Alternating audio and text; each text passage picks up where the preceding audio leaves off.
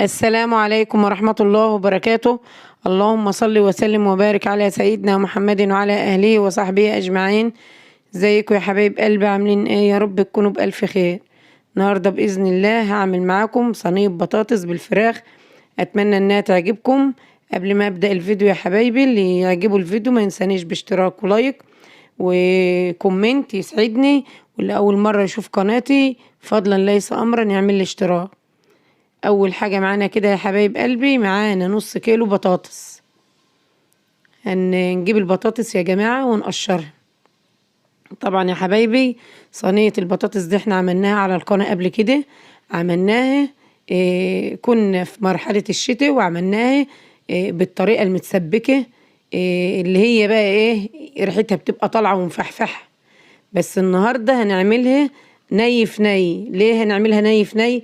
طبعا علشان احنا في الصيف، وطبعا اكل الصيف بيحب ان هو يبقى هادي بسبب ايه، الحر وكده. وغير كده يا حبايب قلبي، احنا بدأنا الصيام، كل سنة وانتم طيبين.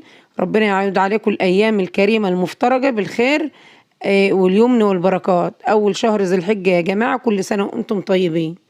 معانا البطاطس كده يا جماعة، جبناها بعد ما قشرناها غسلناها من النشا بتاعتها، وقطعناها تقطيع زي ما حضراتكم عايزين. صلوا على النبي يا جماعة. اللهم صل وسلم وبارك على سيدنا محمد وعلى أهله وصحبه أجمعين.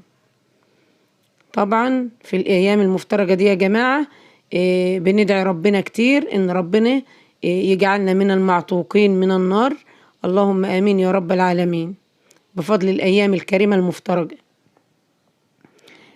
قطعنا البطاطس بتاعتنا يا حبايبي زي ما انتوا عايزين، طرنشات او نص او كده او مكعبات زي ما انا عاملاها.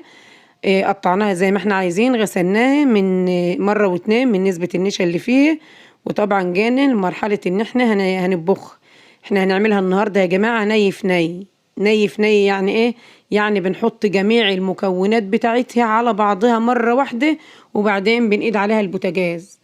معانا البطاطس، حطينا عليه بصلة كبيرة مقطعينها قطع صغيرة كده. وطبعا معانا كيلو الا ربع طماطم ضربناه في الخلاط وصفناه عشان نتخلص من القشر والبذر اللي فيه. وهنقلب كده يا حبايب قلبي. طبعا صينية البطاطس دي سهلة وبسيطة جدا. واللي هي الني في ني دي يا جماعة بتبقى باردة وتاكلوا منها، يعني محدش يتعب منها بسبب بقى الصيف والحر والصيام وكده. كل سنة وانتم طيبين. هننزل عليهم بمعلقتين اتنين سمنة، وهنقلب السمنة. الله أكبر والعزة يا رب، الله أكبر والعزة لله. هنحط يا جماعة معلقتين اتنين من الزيت ومعلقتين سمنة، ونقلبهم برضو كده معاهم برضو.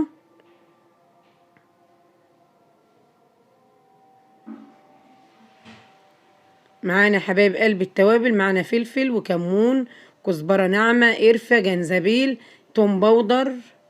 معانا معلقة سكر عشان تعدل الحموضة بتاع الطماطم. معانا واحدة شوربة دجاج، ومعانا معلقة صغيرة من الملح. هننزل بالتوابل بتاعتنا دي كلها في الصينية بتاعتنا كده، ونقلبها برضو. طبعا يا جماعة الطريقة خالص مختلفة عن اللي احنا كنا عاملينها. دي كانت متسبكة، ودلوقتي احنا حاطين حتى التوابل حاطينها كده مع بعضها، وشوربة الدجاج وكله. طبعا شوربة الدجاج اختياري، اللي حابب يحطها يا جماعة، واللي مش حاببها يستغنى عنها. قلبنا كل المكونات بتاعتنا، يبقى باقيلها دلوقتي مفيش باقيلها غير فص الثوم. هنبدأ ان احنا نقيد البوتاجاز عليها كده يا جماعة.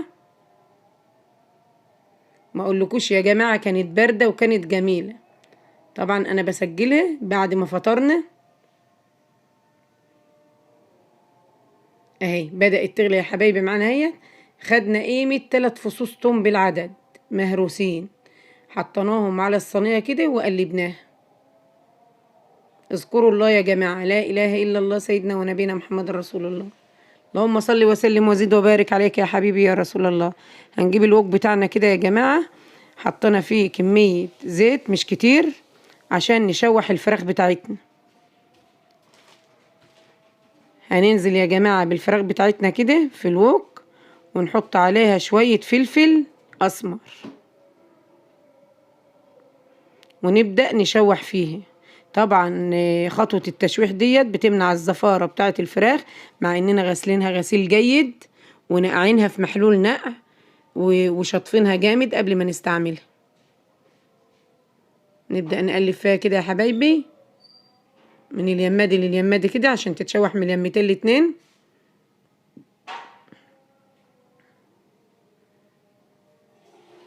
طبعا خطوة التشويح دي يا حبايبي احسن من اننا نحطها كده طرية ونية في قلب صينية البطاطس بتاعتنا كده. طبعا بتحسوا انها مهما كان برضو احنا غسلينها جيد بس تحسوا بنسبة زفارة فيها، لكن لما بتتشوح بتبقى كده اجمل بكتير. كشفنا على صينية البطاطس كده يا جماعة، قلبناها كده، كانت البطاطس وصلت لنص سوا معانا. وطبعا عملية التشويح بتاع الفراخ خدت من السوا بتاعتها برضو. هنبدأ ان احنا نطبق الصينية بتاعتنا. هنحط الفراخ في قلب البطاطس كده يا جماعة.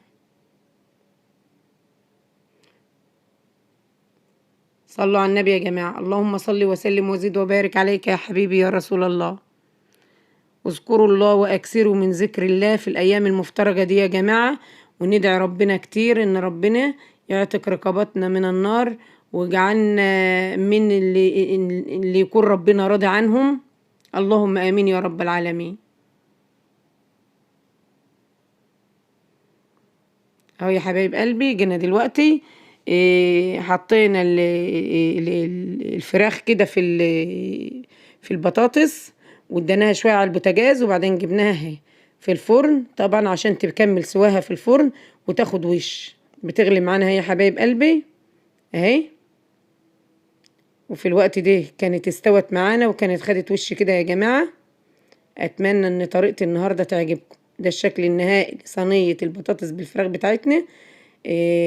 اتمنى يا حبايب قلبي انها تعجبكم، واللي يعجبه الفيديو ما ينسانيش باشتراك ولايك وكومنت، واللي اول مره يشوف قناتي فضلا ليس امرا يعمل لي اشتراك. شكرا لكم يا حبايب قلبي على دعمكم ليا وثقتكم فيا. شكرا ليكم.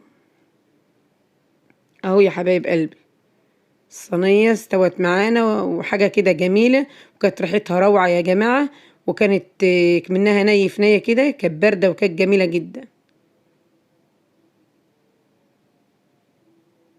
اهي يا حبايبي ده الشكل النهائي للفطار بتاعنا النهارده يا جماعه. اتفضلوا معانا، كل سنه وانتم طيبين. والنهارده اول شهر ذي الحجه، اعاده الله علينا وعليكم وعلى الامه الاسلاميه اجمعين بالخير واليمن والبركات. استودعكم الله الذي لا تضيع ودائعه، والسلام عليكم ورحمه الله وبركاته.